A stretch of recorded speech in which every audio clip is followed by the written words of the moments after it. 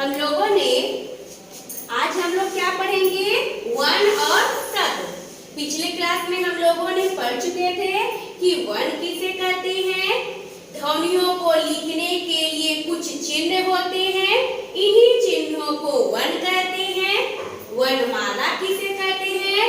किसी भाषा के सभी वर्णों के समूह को वर्णमाला कहते हैं। और हम लोग पढ़े थे कि वर्ण दो प्रकार के होते हैं। एक होता है हम लोगों का स्वर वर्ण और दूसरा होता है व्यंजन वर्ण। और स्वर वर्ण कितने प्रकार के होते हैं? स्वर वर्ण भी दो प्रकार के होते हैं। एक होता है ह्रस्व स्वर और दूसरा होता है दीर्घ स्वर। और टोटल स्वर की संख्या कितनी होती है? 11 होती है, जबकि ह्रस्व स्वर की संख्या 4 होती है।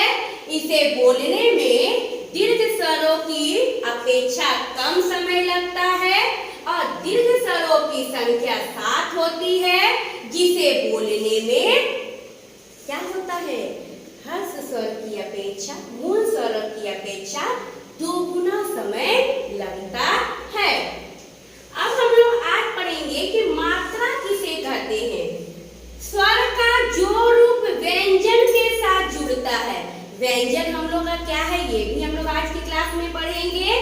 तो स्वर का जो रूप व्यंजन के साथ जुड़ता है उसे मात्रा कहते हैं। व्यंजन मीन्स कॉन्सोनेंट। व्यंजन को क्या बोलते हैं इंग्लिश में? कॉन्सोनेंट। व्यंजनों का उच्चारण स्वर की सहायता से ही होता है। यानी व्यंजन का जो हम लोग उच्चारण करते हैं वो बिना स्वर की सहायता से, उसकी हेल्प से नहीं हो सकता है। किसी भी व्यंजन वर्ण का उच्चारण बिना स्वर की सहायता से नहीं किया जा सकता है। इसीलिए उच्चारण के आधार पर व्यंजन के 3 भेद होते हैं।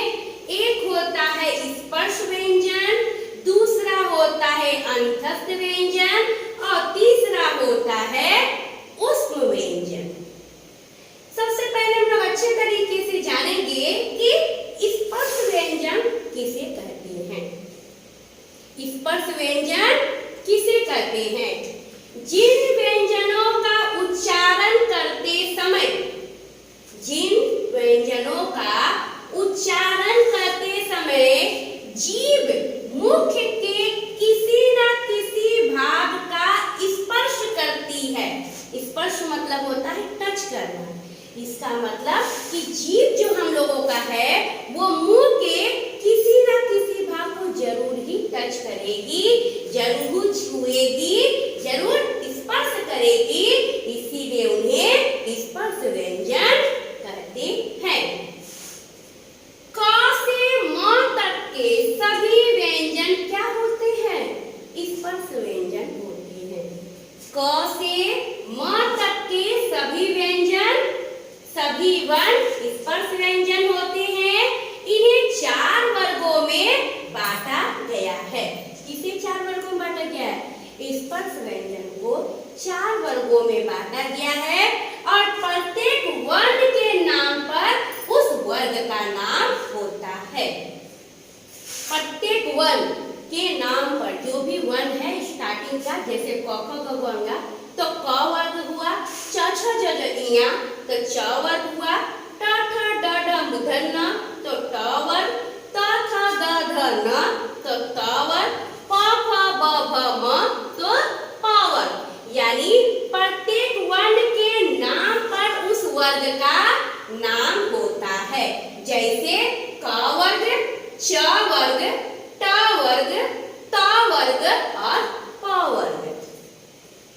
क्या है? एक बार फिर से देख लेते हैं। स्पर्श व्यंजन जिन व्यंजनों का उच्चारण करते समय जीभ मुख के किसी न किसी भाग का स्पर्श करती है उन्हें स्पर्श व्यंजन कहते हैं। क से म तक के सभी वर्ण स्पर्श व्यंजन होते हैं। इन्हें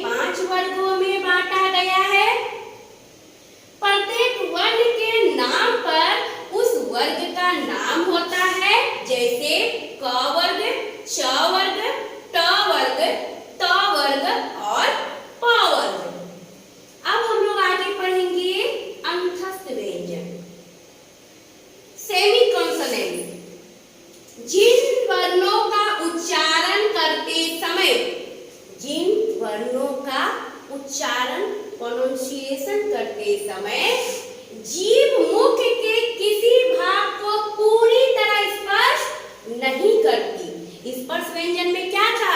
स्पर्श व्यंजन में था स्पर्श टच करती है, लेकिन अंतस्थ व्यंजन में है स्पर्श नहीं करती है। उन्हें अंतस्थ व्यंजन कहते हैं। जैसे य, र, ल, व अंतस्थ व्यंजन के उदाहरण है। उष्ण व्यंजन, जिन व्यंजनों के उच्चारण में मुख से गर्म श्वास निकले, श्वास मतलब गर्म सांस निकले, तो उन्हें ही उष्ण व्यंजन कहते हैं। जैसे श, तालव्य श, मूर्धन्य श, दंती श, ह, ये सब क्या है? उष्ण व्यंजन है। अब ध्यान देना है कि शब्दों को शुद्ध रूप से लिखने की पद्धति को वर्तनी कहते हैं। उच्चारण की अशुद्धि से वर्तनी भी अशुद्ध हो जाता है। इसका मतलब यह है कि अगर हम लोग गलत प्रोनाउंसिएशन करेंगे, गलत उच्चारण करेंगे, तो हम लोग गलत लिखेंगे भी। इसलिए सबसे जरूरी है उच्चारण को सही रूप से लिखना। उच्चारण की अशुद्धि, अगर उच्चारण हम लोग अशुद्ध करेंगे, गलत करेंगे, तो हम लोग लिखेंगे। वर्तनी क्या होता है? लिखने की पद्धति। तो हम लोग क्या करेंगे? गलत लिखेंगे। इसलिए उच्चारण का शुद्ध होना अति आवश्यक है। इसलिए हम लोगों के उच्चारण जो होते हैं उसको सही होना, सही रूप से बोलना बहुत ही जरूरी है। और क्योंकि उच्चारण और वर्तनी का गहरा संबंध है, इसलिए हमें शुद्ध उच्चारण का अभ्यास करना चाहिए। इसलिए हमेशा ये प्रैक्टिस करनी चाहिए कि हमेशा हमारा उच्चारण सही, ताकि हम लोग सही रूप से जो सही स्पेलिंग है उसको लिख सके। अब है अतिरिक्त व्यंजन। इन तीनों व्यंजनों के अलावा भी क्या है? अतिरिक्त व्यंजन है। हिंदी वर्णमाला में अ और ढ दो अतिरिक्त व्यंजन होते हैं। इन वर्णों का शब्दों के प्रारंभ में कभी भी प्रयोग नहीं होता है।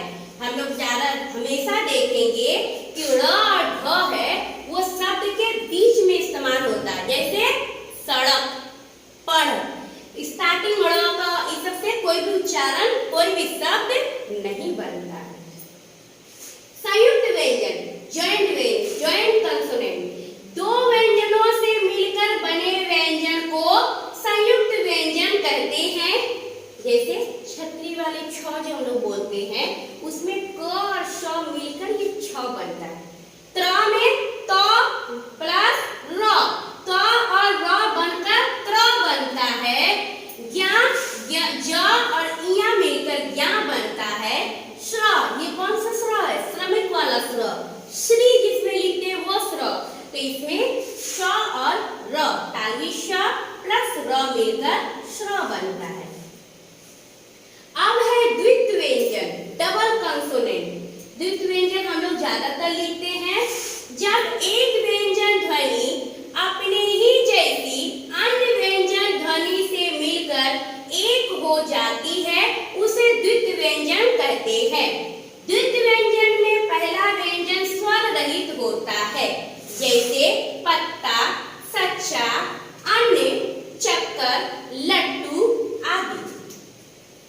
द्वित्व व्यंजन में सबसे ध्यान देने वाली बात यह है कि इसमें दो व्यंजन एक साथ होते हैं और पहला व्यंजन जो होगा वो क्या होगा? स्वतंत्र होगा। मतलब वह किसी भी अन्य व्यंजन से मिलकर नहीं बना होगा, उसमें किसी प्रकार का स्वर नहीं होगा, स्वर से मुक्त होगा।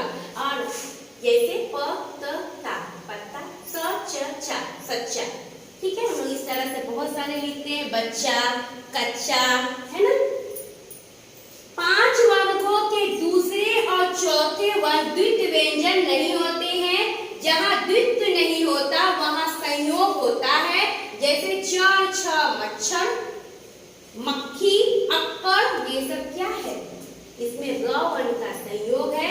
इसलिए बहुत सारे द्वित्व वर्ण में 5 वर्गों के दूसरे और चौथे जो द्वित्व व्यंजन नहीं होते हैं। ठीक है, उसे हम लोग कौन सा कहते हैं? उसे हम लोग संयोग कहते हैं।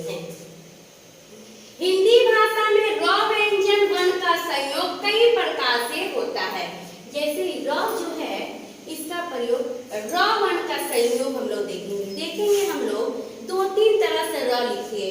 कभी ऊपर में रेफ देकर र लिखते हैं, कभी नीचे इस तरह से एरो देकर र लिखते हैं, पदेन जिसको बोला जाता है। कभी कभी हम लोग इस तरह से देते हैं, है ना, ट्रक में। इसी तरह हम लोग र का भी उच्चारण पढ़ेंगे। र वर्ण का संयोग, हिंदी भाषा में र व्यंजन वर्ण का संयोग कई प्रकार से किया जाता है।